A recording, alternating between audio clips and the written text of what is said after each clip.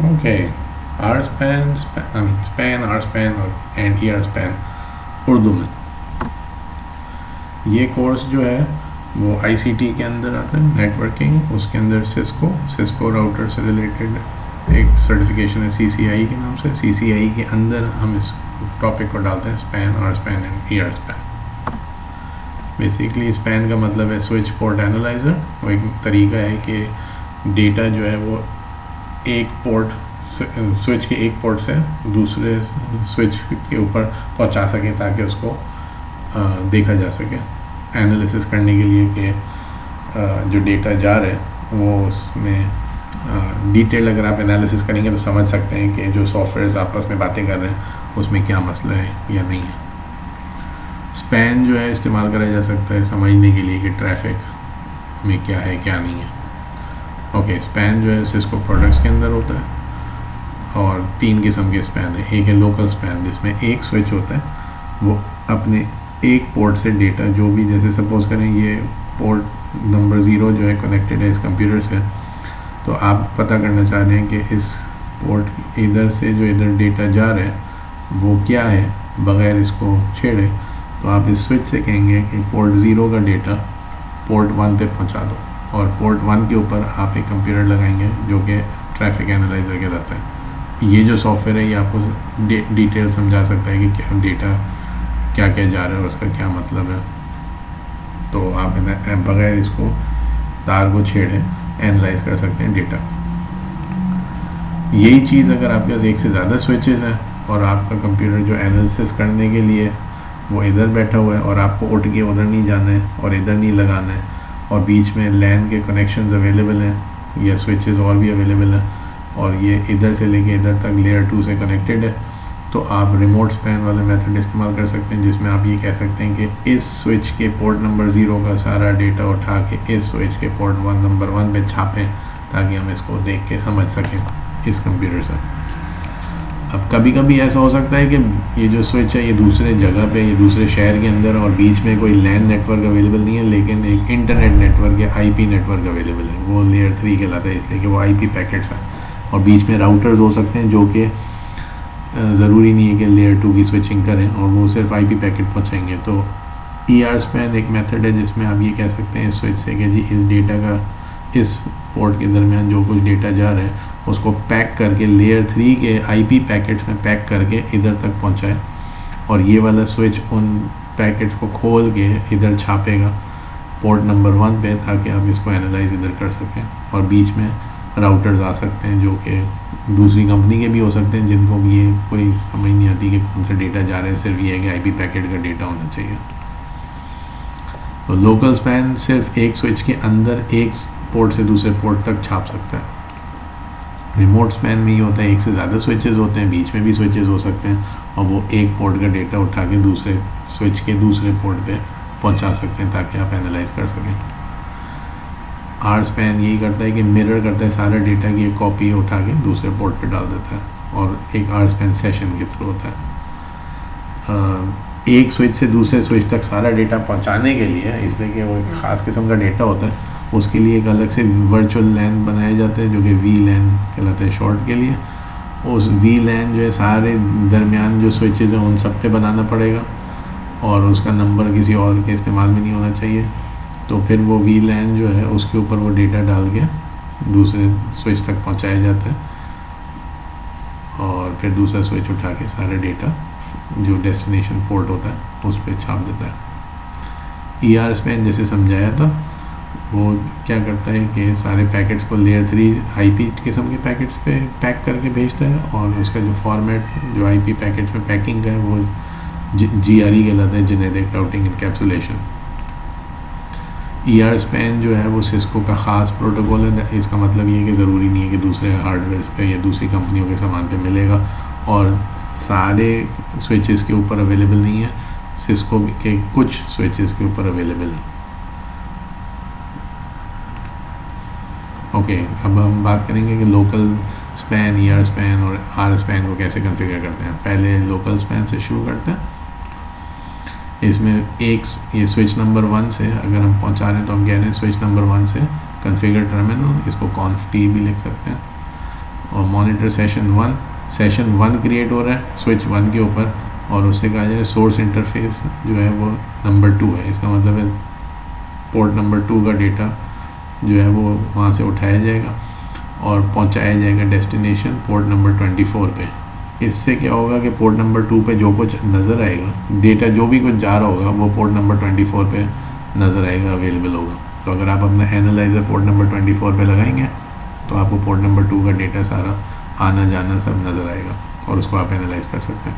कुछ नए जो सॉफ्टवेयर्स हैं सिस्को के iOS 12.2 से आगे, उनमें यही चीज़ लिखी जा सकती है, monitor session 1 type local, source interface 2, destination interface 24। आप इंट भी लिख सकते हैं, ये इंटरफेस। अब आते हैं आर स्पैन की तरफ। आर स्पैन में एक VLAN बनाना होता है, उसके बाद आप उस VLAN पे अपना डेटा डालते हैं और फिर दूसरे स्विच पे पहुंचता है। VLAN बनाने के लिए आपको config VLAN की कमांड इस्तेमाल करनी है और उसके अंदर पैरामीटर्स के तौर पे रिमोट डैश स्पैन भी स्पेसिफाई करना होगा ताकि वो VLAN को किसी और काम के लिए इस्तेमाल ना करें। उसका तरीका ये है कि पहले स्विच पे ये 2 डिफरेंट स्विचेस होंगे। एक स्विच के ऊपर आप कहेंगे कॉन्फ़िगर टर्मिनल VLAN 200, ये कोई भी नंबर आप पिक कर सकते हैं जो इस्तेमाल नहीं हो रहा है किसी और VLAN के लिए, लेकिन ये नंबर सब सारे स्विचेस पे बराबर होना पड़ेगा इस काम के लिए। उसके बाद आप VLAN 200 स्पेसिफाई करने के बाद आप कहते हैं कि रिमोट डैश स्पैन है। उसके बाद जब एंड करने के बाद आप कहते हैं सिचुएशन से वो स्टेटस दिखाएं show VLAN remote R span, तो वो कहता है रिमोट आर स्पैन VLAN में अभी 200 है। इसका मतलब है कि एक से ज़्यादा भी हो सकता है। अभी फ़िलहाल VLAN 200 जो इस्तेमाल करा जा रहा है रिमोट आर स्पैन के लिए। इसका मतलब ये है कि सपोज़ करें आपको डिफरेंट स्विचेस या ग्रुप ऑफ स्विचेस पहुंचाने हैं दूसरी जगह पे, तो वो डिफरेंट ग्रुप्स जो आप बना रहे हैं उनके लिए डिफरेंट VLANs बनाने पड़ेंगे, इसलिए कि हर VLAN पे डिफरेंट सेट ऑफ डेटा जा रहा होगा। दूसरे स्विच के ऊपर भी आप यही कहेंगे कि VLAN 200 बनाना है रिमोट आर स्पैन, तो कमांड्स एग्जैक्टली बराबर हैं दोनों स्विचेस के ऊपर VLAN बनाने के लिए, सिर्फ VLAN का नंबर दोनों साइडों में बराबर होना है। उसके बाद एक सेशन बनाना है उस VLAN के डेटा को डालने के लिए और निकालने के लिए VLAN से। उसका तरीका ये है कि आप कहते हैं मॉनिटर सेशन 1 क्रिएट करें, उस पर पोर्ट नंबर 2 का डेटा डालें और इधर आगे आप लिख सकते हैं TX RX या बोथ। अगर कुछ नहीं लिखेंगे तो बोथ है। बोथ का मतलब है जो रिसीव डेटा है और जो सेंड डेटा है, मतलब जो आ रहा है और जा रहा है दोनों डालना है। अगर सिर्फ RX लिखेंगे तो इसका मतलब है जो आ रहा है डेटा सिर्फ वो छापना है, और डेस्टिनेशन छापना किस पे, VLAN 200 के ऊपर है। अब कुछ स्विचेस होते हैं जिनके अंदर हार्डवेयर इतना नहीं होता, तो उनको स्पेशल हार्डवेयर चाहिए इस सारे काम के लिए। इसमें ये कहा जा रहा है कि पोर्ट 2 का डेटा VLAN 200 पे छापना है, लेकिन इस्तेमाल हार्डवेयर करना है पोर्ट नंबर 24 का। तो इसमें कहते हैं रिफ्लेक्टर पोर्ट नंबर 24 का हार्डवेयर इस्तेमाल करके ये वाला काम करें। इसका मतलब ये है कि पोर्ट 24 अभी इस्तेमाल नहीं हो सकता जब तक ये काम हो रहा है, ठीक है। तो पोर्ट टर्मिनल 1 के ऊपर आप कहते हैं शो मॉनिटर, तो वो कहते हैं सेशन 1 क्रिएट हुआ है, रिमोट सोर्स सेशन इस पोर्ट नंबर 2 का डेटा छापा जाएगा VLAN 200 के ऊपर और हार्डवेयर इस्तेमाल होगा पोर्ट नंबर 24 का। हर पोर्ट के ऊपर डिफरेंट CPU लगा हुआ है और इसका CPU इस्तेमाल करे जा रहे हैं इस काम के लिए।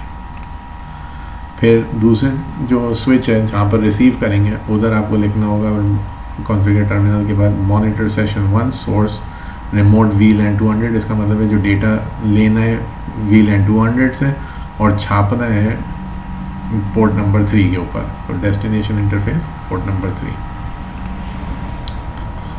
बीच में जितने भी स्विचेस आएंगे उनसे ये कहना पड़ेगा कि हमारे VLAN 200 का डेटा नहीं छेड़ना है, तो उन सबसे कहना होगा switch port trunk pruning VLAN remove 200। ये जो एंगल ब्रैकेट्स हैं इसमें आप अपना नंबर डालेंगे, ये नंबर सब में बराबर होना पड़ेगा और वही नंबर VLAN का किसी और काम के लिए, किसी और VLAN के कामों के लिए इस्तेमाल नहीं होगा।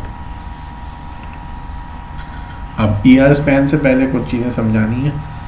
ER स्पैन इस्तेमाल करता है GRE, जो कि एक सिस्को का स्पेशल प्रोटोकॉल है, ताकि वो लेयर 2 के पे जो पैकेट्स हैं, जो LAN के पैकेट्स होते हैं, उनको उठा के IP पैकेट में पैक करे जा सके। तो उसका नाम है जेनेरिक राउटिंग इनकैप्सुलेशन, ये प्रोटोकॉल का नाम है।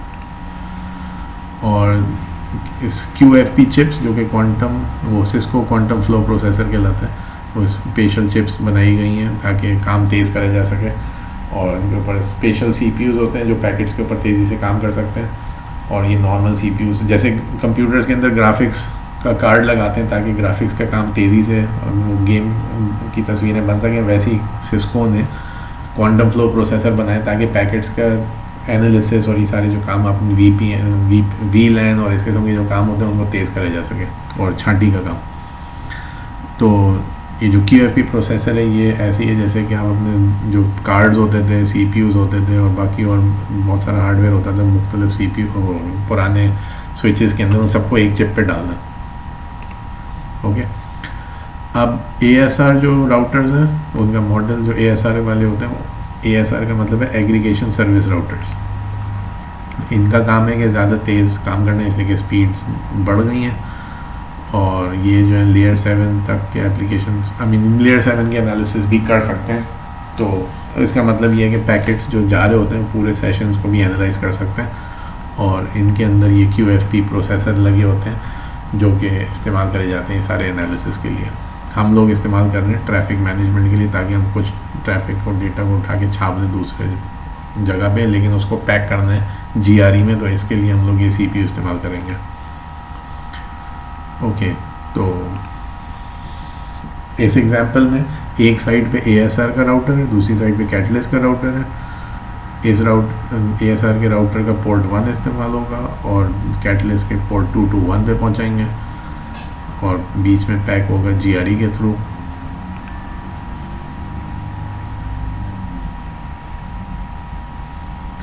ओके, स्निफिंग स्टेशन उसको कहते हैं जो सूंघता है। सूंघने का मतलब है कि वो एनालाइज करेगा।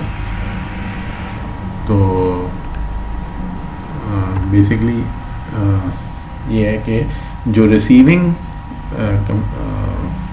स्विच है उसके ऊपर स्निफिंग स्टेशन का मतलब एक कंप्यूटर है जो कि सारा डेटा LAN के वायर से लेगा और एनालाइज करके देगा, तो उसको वो स्निफिंग स्टेशन क्या है, जिसको हम कहते हैं ट्रैफिक एनालाइजर वाला कंप्यूटर। ठीक है, ओके। ASR पहले राउटर के ऊपर monitor session 1 type ER span source, ये तरीका है बताने का कि ER स्पैन है। इंटरफेस 1G010 की बात हो रही है और सिर्फ रिसीव पैकेट्स हैं, जैसे पहले बताया था कि रिसीव RX TX या बोथ इधर लिखा जा सकता है, और अगर बोथ नहीं लिख या कुछ नहीं लिखेंगे तो बोथ का मतलब है नो शटडाउन। डेस्टिनेशन का मतलब है किधर पहुंचाना है, तो आप एक नंबर पिक करते हैं, जैसे VLAN नंबर पिक किया था, इधर एक ER स्पैन ID पिक करना है। इस केस में 101 पिक किया गया। IP एड्रेस ये डेस्टिनेशन की किस जो स्विच जिस पे पहुंचाना है उसका IP एड्रेस है। तो जो कैटलिस्ट है उसका IP 10.1.1.1 अवेलेबल होना चाहिए, यहाँ से पिंग भी होना चाहिए ताकि पैकेट उधर पहुँच जाए। ओरिजिन IP, अब आप एक IP पैकेट पैदा कर रहे हैं तो उसमें कुछ फ्रॉम एड्रेस भी डालना है, तो उसमें 172.16.1.1 फ्रॉम एड्रेस में डाला जाएगा। और बेहतर है कि ये जो फ्रॉम एड्रेस है ये आपके ASR राउटर पे अवेलेबल हो, ताकि अगर कोई इस पैकेट पे इस IP कोई पैकेट इस एड्रेस पे कोई IP पैकेट भेजा जाए तो वो इस ASR राउटर तक पहुंच जाए। अब सारे राउटर्स पार होने के बाद जब कैटलिस्ट पे पहुंचेंगे तो उधर जो है क्या लिखना होगा, मॉनिटर सेशन 2। अब नोट करेंगे सेशन नंबर बराबर होना ज़रूरी नहीं है, इसलिए कि इस सेशन जो स्विचेस के अंदर सेशंस अपने बन रहे होते हैं मॉनिटरिंग के लिए, उसका कोई ताल्लुक नहीं है दूसरे से, इसलिए कि बीच में बहुत सारे IP पैकेट आ गए और उनका कोई डायरेक्ट LAN कनेक्शन नहीं है। तो सेशन नंबर्स जो है इस स्विच के उनसे कोई ताल्लुक नहीं रखते कि सेशन नंबर पहले स्विच पे क्या है। तो पहले स्विच में सेशन नंबर 1 इस्तेमाल हो रहा है, दूसरे स्विच में सेशन नंबर 2 इस्तेमाल हो रहा है, लेकिन ER स्पैन ID बराबर होना ज़रूरी है पहचानने के लिए कि कौन से डेटा की बात हो रही है। तो पहले वाले स्विच के अंदर ER स्पैन ID 101 इस्तेमाल हुआ था और भेजा जा रहा था इस वाले IP एड्रेस पे, और फ्रॉम IP एड्रेस ये था। अब रिसीव करने के लिए फ्रॉम IP एड्रेस ज़रूरी नहीं है, लेकिन जो पहुंचने वाला जैसे ख़त होता है उसका जो एड्रेस अगर पहुंचने वाला सही हो तो सही है, कहाँ से आ रहा है वो इतना मसला नहीं होता। तो ये अगर सही है तो पैकेट इधर पहुंच जाएगा, इसलिए कि हम वन वे बेसिकली बात कर रहे हैं कि इधर डेटा छाप के दिखाना है। तो ये नंबर बराबर होना चाहिए और रिसीविंग IP एड्रेस इधर जो है बराबर होना चाहिए। ओके, अब पहले राउटर पे वो पहले स्विच के ऊपर मॉनिटर सेशन 1 करता है, तो ये आपका रिज़ल्ट आता है कि सोर्स पोर्ट जो है वो गीगाबिट पोर्ट 010 है, सिर्फ रिसीव वाले पैकेट्स हैं, भेजने किधर हैं इस वाले आईपी एड्रेस के ऊपर। ERSPAN आईडी सारे जो पैकेट्स हैं उनके अंदर आईडी 101 डालना है ERSPAN के लिए, और फ्रॉम एड्रेस में जो आईपी पैकेट पैदा किया जा रहा है उसमें फ्रॉम एड्रेस ये डालना है। वैसे ही ओके, ये बाकी अगर आप कहते हैं show platform hardware QFP active feature ERSPAN state, ये पूरी लंबी चौड़ी कमेंट डालनी पड़ेगी ASR राउटर पे, फिर आपको कुछ और डेटा मिलेगा ERSPAN स्टेटस के बारे में। ठीक है, तो आप ये देख सकते हैं इनकैप्सुलेशन टाइप ERSPAN 2 है, GRE प्रोटोकॉल का फॉर्मेट जो है वो ये वाला है, और maximum traffic maximum transmission unit ये वो पैकेट साइज है जो उसका है लेयर 2 का पैकेट का। ओके, और अगर पैकेट ड्रॉप्स नहीं हो रहे हैं तो इसका मतलब है सही से पहुंच रहा है। अगर कहीं इधर आपको पैकेट ड्रॉप नज़र आ रहे हैं इसका मतलब है कि कुछ ना कोई या तो तार में मसला है, या आईपी राउटिंग में मसला है, या बीच में मेमोरी भर रही है। ठीक है, ओके। अब अगर आपका आईपी एड्रेस बराबर नहीं है तो फिर आपको कुछ पैकेट लॉस नज़र आएंगे, वरना ज़्यादातर सब कुछ सही चल रहा होगा। अब अगर कुछ चीज़ें समझ नहीं आई हैं या ऐसा लगता है कि कुछ चीज़ें मिसिंग हैं या कोई भी कंफ्यूजन है तो आप हमें क्वेश्चंस भेज सकते हैं इस Cisco training@atrc.net.pk पे, ताकि हम इस ट्रेनिंग्स को बेहतर कर सकें। ये था SPAN, RSPAN और ERSPAN का टॉपिक जो कि CCI का हिस्सा है। इंशाल्लाह मुलाकात होगी और टॉपिक्स के ऊपर।